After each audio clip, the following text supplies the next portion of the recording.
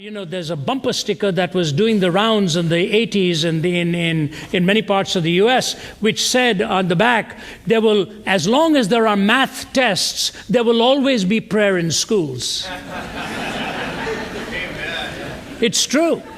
You can't ban a student from praying when he's looking at a question paper in an exam and he knows he's going to flunk it. You better believe he's going to call out to God. In fact, I don't know how many of you know the name of Richard Dawkins. Do you know the name of Richard Dawkins, that very noted atheist, belligerent atheist? I want to tell you something fascinating that happened, and this is a true story. It happened a few months ago. He was on a radio program on the BBC, live. And he was dialoguing with one of the ministers of St. Paul's Cathedral. And he was, as usual, Dawkins just very belligerent and hostile and verbose and all that he does to criticize believers. And he said, you know, Christians are basically very unintelligent people. He said, if you want to ask an average Christian even to name the Gospels, they won't know it. They don't know it. Interesting. It tells us an awful lot. When you say, I'm telling people what it is to be Christian, we ask them a very comprehensive list of questions. You can look at the press release.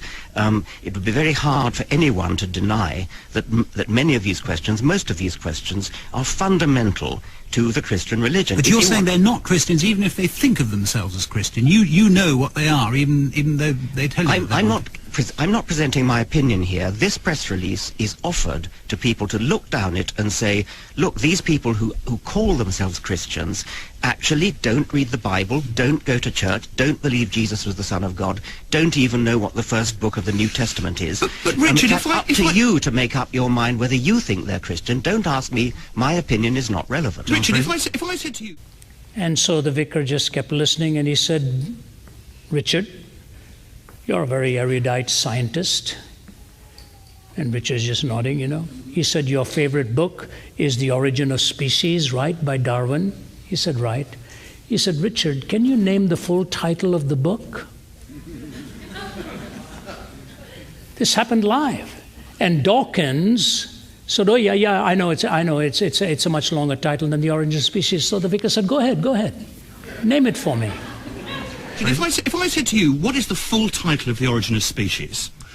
I'm sure you could tell me that. Yes, I could. Go on then. On The Origin of Species, I'm quoting this to you now, please forgive me. This is the way it went. Richard Dawkins says, The Origin of Species, oh my God.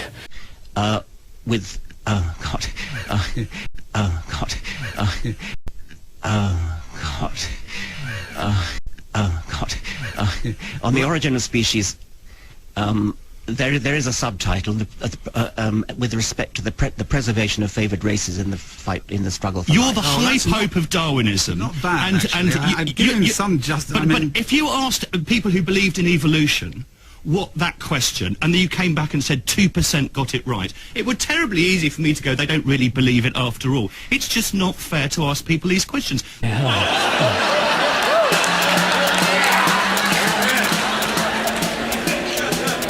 The ultimate proof of the sovereignty and omnipotence of God is that it even takes an atheist who doesn't believe in him to call upon him to remind him of the title of the book that helped him deny him.